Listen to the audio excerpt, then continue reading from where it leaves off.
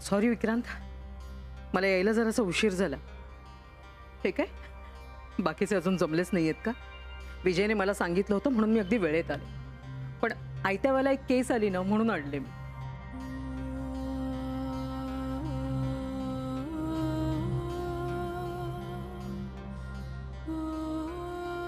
काय रे, काय झालं विक्रांत? मीटिंग संपली आत्या. काय? आत्ताच संपली. अरे पण मला यायला फक्त 10 मिनिटच उशीर झाले आणि मीटिंग संपली. हो, कारण सगळ्यांनी सगळं आधीच ठरवलं होतं, त्यामुळे डिस्कशन करायला काहीच नव्हतं. बरं बरं, मला सांग काय ठरलं काय मीटिंग मध्ये? मग माझ्या आयुष्याचं पुढे काय यावर सगळ्यांनी डिस्कस करून मला निर्णय घ्यायला मदत करायची असं बाबांनी सुचवलं होतं, पण नानू मामांना माझा निर्णय मान्य नव्हता, सो त्यांनी तोच विषय काढला. ओ, म्हणजे डिवोर्सचा की ईशाचा? आत्या, ईशाने जन्म घेण्यापूर्वीच मी हा निर्णय घेतलाय की नाही की मी तिला सांभाळणार आहे म्हणून. हो, ठरवलंयस तू, पण ते वेडेपणाचं आहे विक्रांत. म्हणजे ते मला आधी आवडलं नव्हतं आणि आत्ताही नाही. अगं तेच तर, आणि घरातले बाकी सुद्धा तसाच विचार करतायत, म्हणून कुणालाही माझा निर्णय मान्य नाही. आणि मग नेहमीप्रमाणे तू एकटा पडलास? नेहमीप्रमाणे नाही, कारण आतापर्यंत तू मला साथ देत होतीस आत्या. तरी विक्रांत, मला असं वाटतं की ईशाची जबाबदारी तू घेऊ नयेस. म्हणजे बघ, तू विचार कर शांतपणे. आणि आता तुला हे जे असं वाटतंय ना, त्याचं कारण तुझं लग्न चांगल्या पायावरच नव्हतं. त्यामुळे लग्नाबद्दल तुला आता कुठल्याच आशा नाहीये. पण परिस्थिती कायम अशीच राहणार नाहीये ना. म्हणजे तुझा डिवोर्स होईल, तुला दुसरं लग्न करण्याची संधी मिळू शकते, आणि मग अशा सर्कमस्टन्सेस मध्ये तू ईशाची जबाबदारी घेणं म्हणजे तुझ्याच तोट्याचं आहे.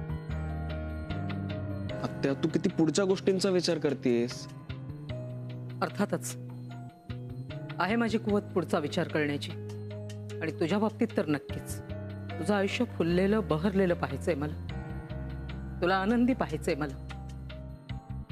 तुझी चिंता वाटते मला, आणि घरातल्या सगळ्यांनाच तुझी चिंता वाटते, म्हणूनच बाळाला इथे न ठेवण्याचा निर्णय घेतलाय त्यांनी.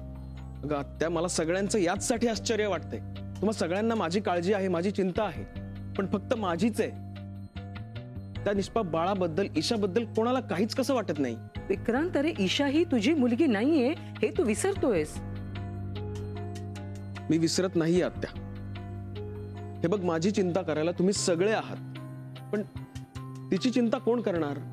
अगं तिची आई तिला हात लावायला सुद्धा तयार नाहीये, आणि मावशीचं लग्न झालं की ती सासरी जाईल. हा, पणजी पणजोबा आहेत, पण ते आज आहेत, उद्याचं काय? आणि तिच्या बाकी नातेवाईकांबद्दल आपल्यालाच माहिती नाहीये, तिला कुठनं कळणार? तिची काहीच चिंता कशी नाही वाटत तुम्हाला? चिंता वाटते तिची, पण ती आपली नाही वाटत. त्या येस विक्रांत, हे खरंय, पण हे सोपं नाहीये. माझ्यासाठी काहीच सोपं नव्हतं आत्या, आणि पुढेही नसणार. अगं रोज रोज अनेक बाळांना जन्म घेताना पाहणारा माणूस आहे मी. एका विचित्र योगायोगाने एक दुर्दैवी बाळ माझ्याच घरात जन्माला आले, आणि तिला मी दूर करू? मी असं नाही करू शकत आत्या. ते माझ्या मनाला पटत नाही, आणि हा माझा स्वभाव आहे, मी नाही बदलू शकत. हो, पण एक गोष्ट मी बदलू शकतो. मी ईशाचं दुर्दैव सुदैवात बदलू शकतो आत्या. तिला एक नातं देऊन, आधार देऊन, तिचं संगोपन करू, आणि हे मी करणारच आत्या. म्हणजे हा तुझा निर्णय पक्का आहे तर? हो, 100%. मग माझ्या बाजूने कुणी असो किंवा नसो, ईशाला सांभाळण्याचा निर्णय मी बदलणार नाही.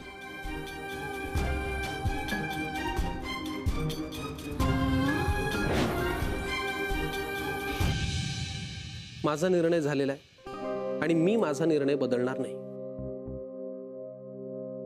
तू मला चक्क साखरपुडा करू नकोस असं सांगतेस आई. मी म्हणते साखरपुडा पुढे ढकलूया. आई मी तेच म्हणतोय, तू असं का करतेस? पण तू तरी इतकं झुकतं माप का देतोयस मानसीला? कारण मी तिला ओळखतो, मी तिला ओळखलंय. आई जे घडलं तेव्हा तू समोर होतीस, तू सगळं पाहिलंस ऐकलंस. तू मला प्रामाणिकपणे सांग, तिचा काय संबंध आहे या सगळ्या ह्याच्यात? पण ती त्या कुटुंबाचा एक भाग आहे ना. आई तू असं बोलतेस जसं काही सगळं आपल्या घरात घडतंय इथे. अगं हे सगळं त्यांच्या घरात घडतंय, दळवींच्या कुटुंबात. आपलं काय संबंध आहे? बरं मला एक सांग, आता लग्न झाल्यानंतर मानसी या कुटुंबाचा एक भाग होणार हे कोण म्हणलं होतं? आपण त्यांच्या कुटुंबाचा भाग होणार नाही होत हे कोण म्हणालं होतं? बरोबर ना? मग झालं तर मग. प्रश्न तो नाहीच आहे सलील. नवीन आयुष्याची सुरुवात करताना हे असे अडथळे आलेले बरे वाटत नाहीत. आणि मग मनात शंकेची पाल चुकचुकते.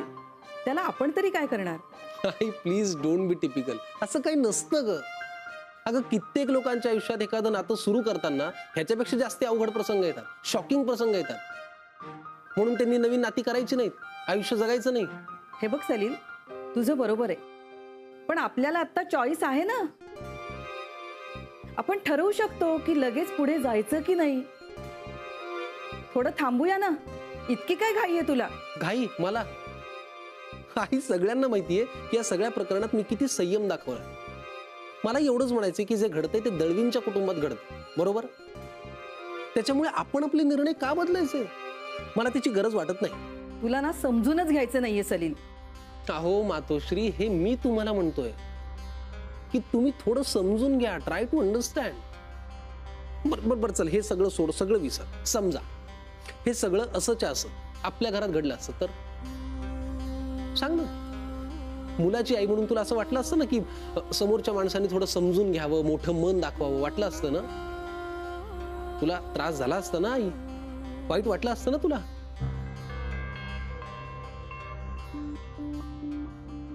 हे बघ, माझा निर्णय झालाय आणि मी तो बदलणार नाहीये.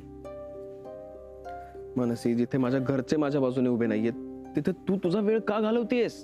कमॉन विक्रांत, तू याला वेळ घालवणं म्हणतोस, मी याला जबाबदारी घेणं म्हणते. मैत्रीची आणि नात्याची. आपल्यातली मैत्री आणि माझं आणि ईशाचं नातं. नातं? ईशाचं आणि तुझं नातं तू मानतेस, ते तिची आई सुद्धा नाही मानत. हे बघ, मी ईशाची मावशी आहे. जे नातं आहे ते मी मान्य करते, त्यात काहीच विशेष नाहीये. पण मला जे दिसतंय ते वेगळंच आहे. मला दिसतंय की एक व्यक्ती आपलं असलेलं नातं धुडकावतीये आणि त्याच वेळी दुसरी व्यक्ती एक नसलेलं नातं निभावायचा प्रयत्न करते. नसलेलं नातं? आमचं नातं नुसतं नावापुरतं नाहीये.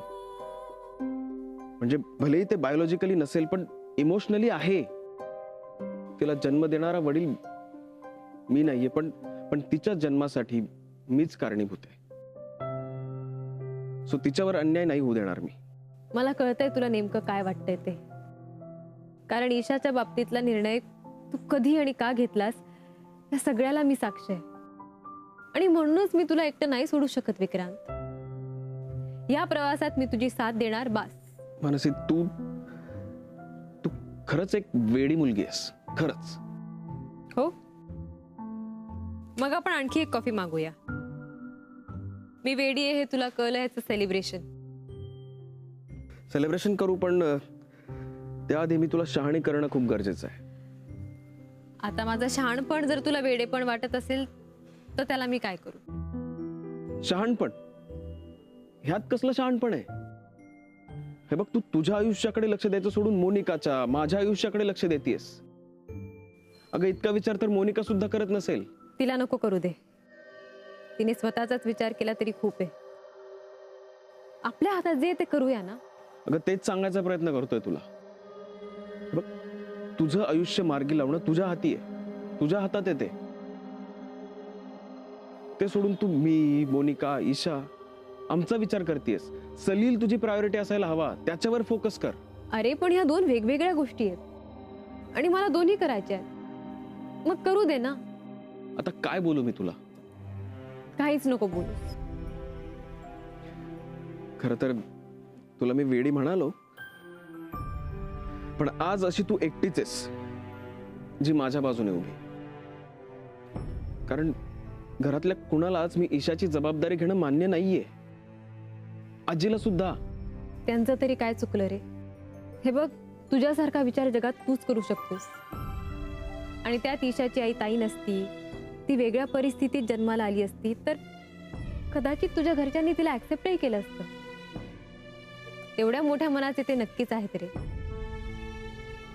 पण ताई जे वागली ते बघितल्यावर कोणी का सांभाळेल तिच्या बाळाला? म्हणून तर मी सुद्धा जास्त अपेक्षा ठेवत नाहीये. पण मी ईशाचा सांभाळ करायचा नाही हे मला शक्य नाही. हो ना? तसंच मलाही तुला हे सगळं एकटं करू देणं शक्य नाहीये विक्रांत. आता कळलं?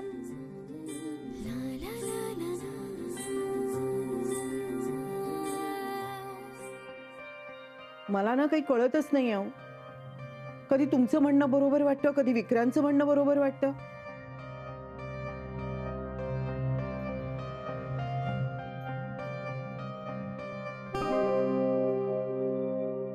अलका, सध्याची परिस्थिती अशी आहे की कोणा एकाचं बरोबर आणि दुसऱ्याचं चूक असं नाही म्हणता येणार.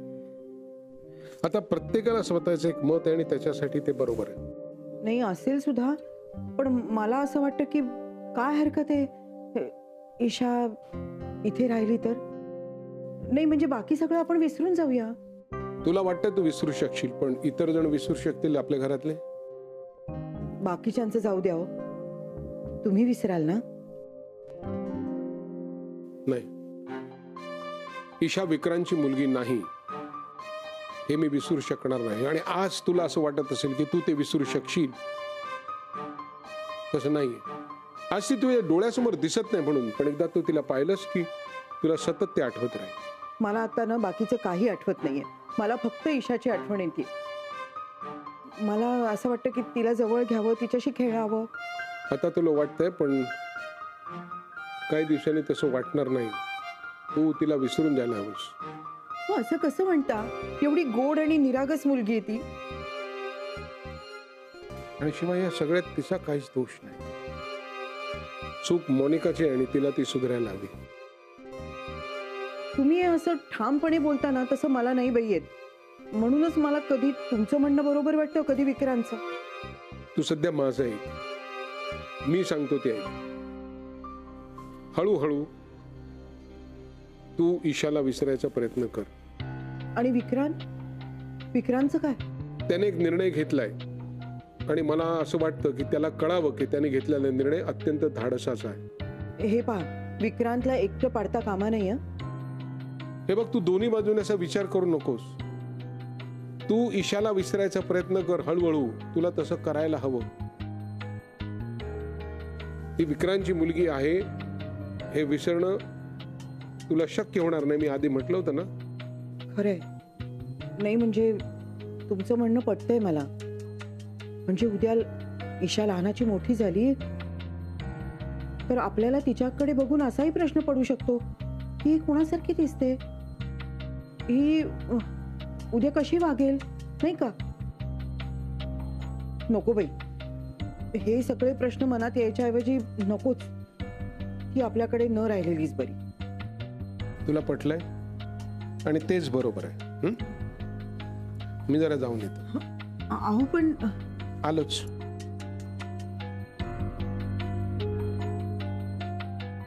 नाही नको.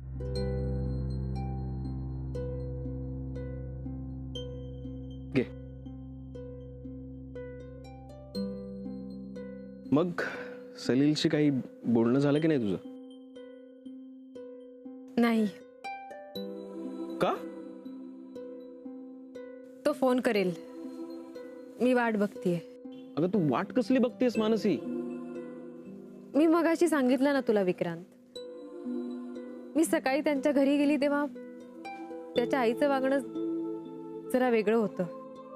थोडं नाही, खूपच वेगळं होतं, अगदी जाणवण्या इतकं.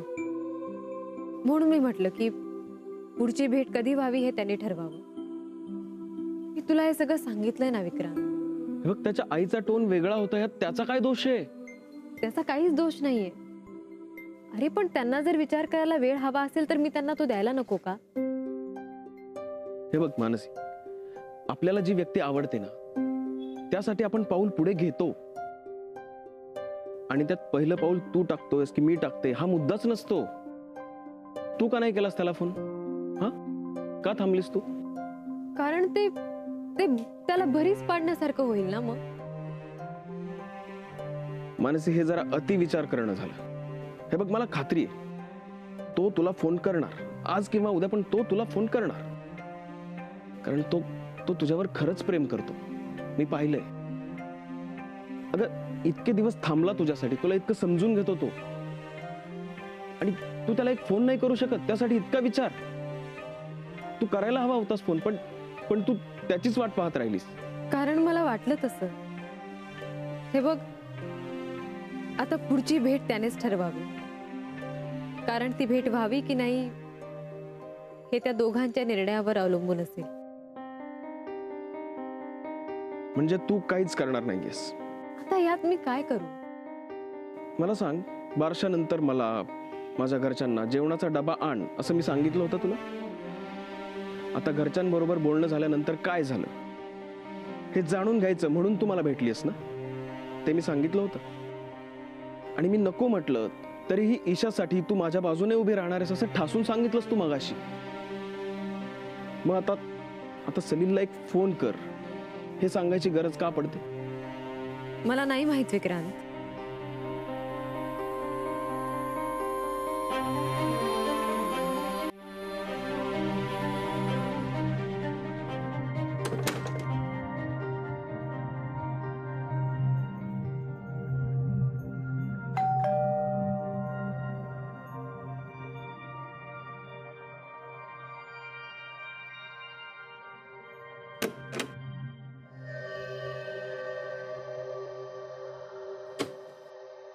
बाबा, जरा उशीर झाला मला.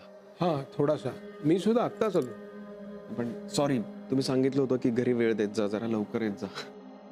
पण काय आता ईशाच नाहीये ना, सो चालतं, थोडा उशीर झालेला. बस, थोडं बोलायचंय. बस.